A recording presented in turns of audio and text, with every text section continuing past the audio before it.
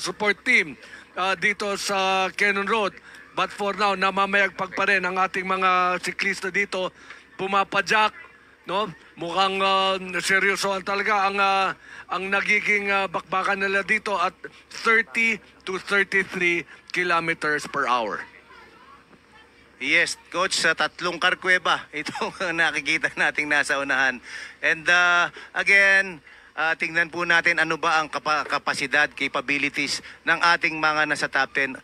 Palagi natin kinukwento, wala nang pasubali itong si Jude Dayong. Talagang pinakita niya ang kanyang galing at titingnan na lang natin dito, mahahasa, no?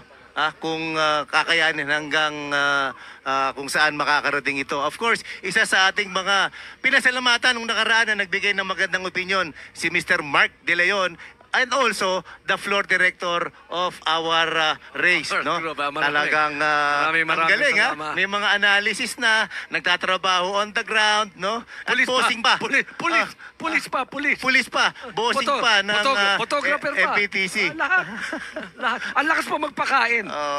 So Coach, pupunta tayo ngayon kay Dwayne Entertainment. Wala na akong mali, Dwayne Entertainment, para alamin naman ano ang capabilities ng mga gustong bumuwag dito kay Jude Dayong. So ngayon, it's not over till it's over, partner. Kasi ang pinagbabasihan pa rin natin dito ang top 10 ngayon, ano? So whoever wins dito sa top 10, ano, manguna dito sa general classification, surely sila po ay ang magkakampiyon dito. So far, si Jude yung po ang nangunguna, si Mervin Corpus po ang pangalawa, Nicole Pareja pumapangatlo po. 3 minutes adrift of Jude yung John Paul Morales po hindi po papahuli.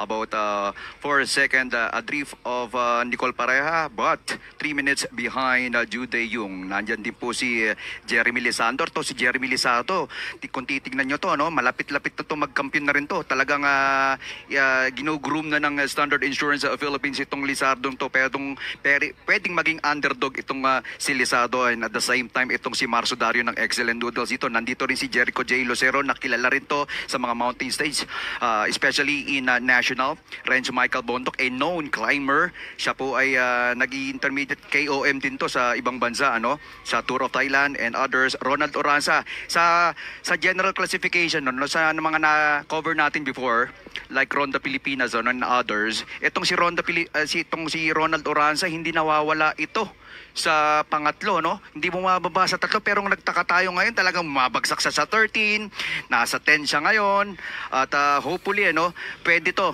napipisil natin tong pwedeng umangat dito sa final stage, given that 4 minutes and 58 seconds lang behind itong si Jude yung. Itong pakiwari ko, no? Atong sabi nila climber na to, all-rounder to, pero I don't think so. Kayang-kaya ni Ronald Oranza at mga iba pa to, like Jonel Carcueva and Mervin Corpus. Maraming salamat. Ayan, lalo pa nating nakikilala ang gilas ng ating mga riders, ano, at papalapit po sila sa finale, no, sa tatanghalin na kampyon ng MPTC 2025 Tour of Luzon. Maraming salamat sa ating mga taga-suporta. Kabilang po dyan, of course, ang MPTC Group of Companies, NLEX, MPT South, CCCLEX, MPT Asia, MPT Digital Incorporated, MPT Mobility, our organizer, Duck World, of course, Signal, our live provider, ang Pilipinas Live. And of course, MVP Group, kabilang dyan ang Meralco, Maynilad, Metro Pacific Health, T31, Mega World, Landco, MWell, PLDT Smart, in partnership with Cardinal Santos. And now, mga kaibigan, nasaan na po ang ating yellow jersey? Meron po tayong huling balita dito.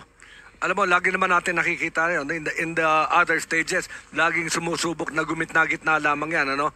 Itong si Jude Dayong. So ngayon din, nasa gitna lang siya ng peloton, which is about 2 kilometers bago tayo umabot sa San Clemente, Tarlac. Pero magkakalapit pa rin ang ating mga siklista. Yes, so kanina, as of kanina, ay almost 200 ang layo lang nila, no, sa peloton. Itong nag-breakaway. No?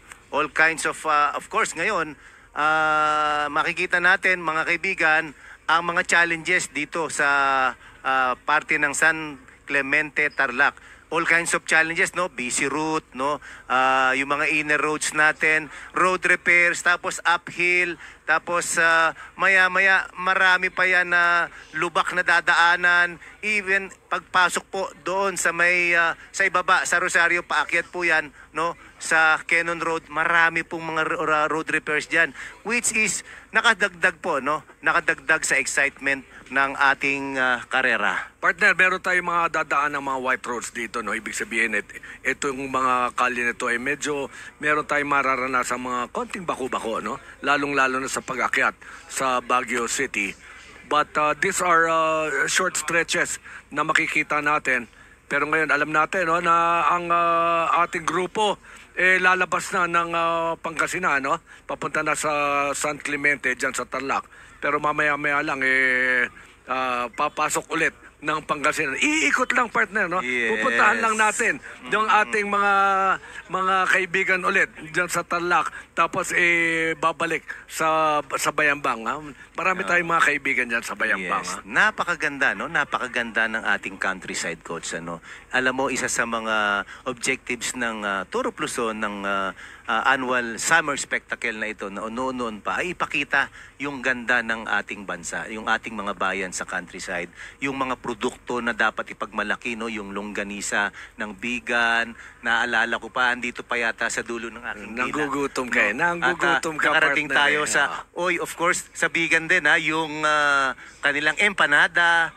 Nakarating tayo ng Pangasinan. Ano yung kinain mo sa Pangasinan na napakasarap din? Alam mo, hindi ko na nga iniisip no? Binuhay mo yung gutom ko. Talaga namang isa yon sa mga inaabangan pati ng ating mga siklista tuwing tumatakbo naman ng ganito, no? Anong sarap ng pagkain ang ihahanda ng ating mga host towns and host cities? And so far, we're almost an hour, no? Since we left Lingayen at about 8 o'clock. We're now exactly 8:58 a.m. And from kilometer zero, it's about 46 minutes and 30 seconds.